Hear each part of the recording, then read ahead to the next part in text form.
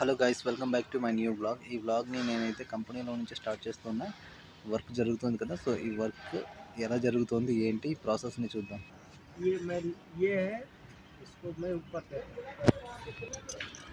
మనోడు అక్కడ ఉన్నాడు కదా, అక్కడ నుంచి వాటర్ బాటిల్ తీసుకుంటాడు ఈ తాడుతో.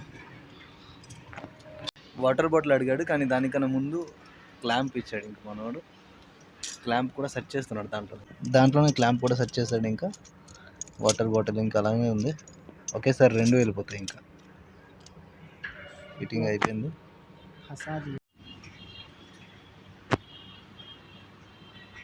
అదిగో ఇక్కడ లాగుతున్నాడు. ఇంకా గైస్ ఈడు చూడండి ఎలా నడుపుతున్నాడు ట్రాలీ. చూపిస్తానండి, వస్తాడు ఇక్కడ దాకా వస్తాడు. ఇంకా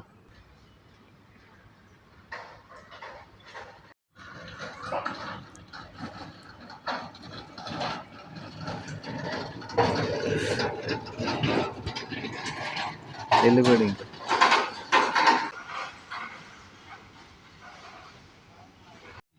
అలా అటువైపు వెళ్ళి చూద్దాం ఏమున్నా ఏంటో, ఏం జరుగుతుందో, పని ఏంటి అవుతుందో ఏంటో అనేది. ఇవి చూడండి ఎలా పెట్టిస్తున్నారు. ఇక్కడ క్లాంప్ లాగుతున్నాడు. ఇంకా మనోడు ఎక్కడ ఉన్నాడు. ఇదిగో పౌరాలు చూడండి ఇవన్నీ అలా ఎగురుతూ ఉన్నాయి. ఇంకా कितना डाला?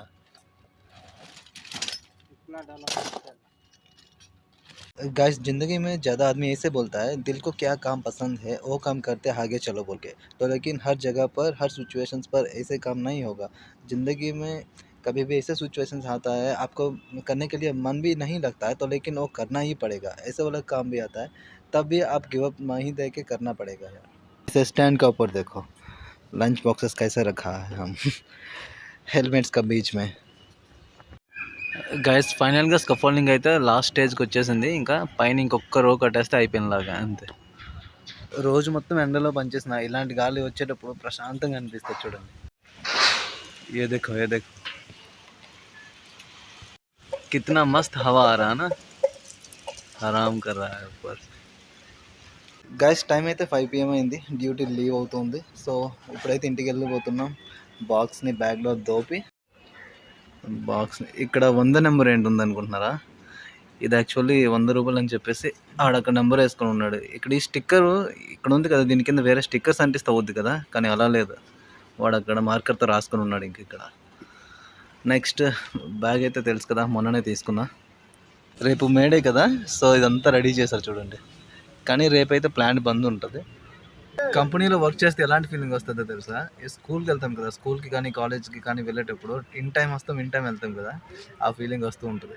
డైలీ డ్యూటీకి వెళ్ళేటప్పుడు వచ్చేటప్పుడు ఈ హైవే క్రాస్ చేయడం అటు ఇటు చాలా పెద్ద టాస్క్ అయిపోతుంది నాకైతే. గైస్ ఈ కార్ చూడండి, యాక్సిడెంట్ అయిపోయింది.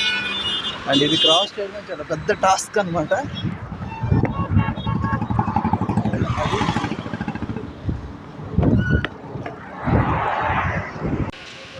ఉండే ప్లేస్కి అయితే వచ్చేసాము. ఇంకా ఇంటి దగ్గరికి వచ్చేస్తే ఆ ఆనందమే వేరేగా ఉంటుంది. చలో చలో చలో ఫాస్ట్ చలో.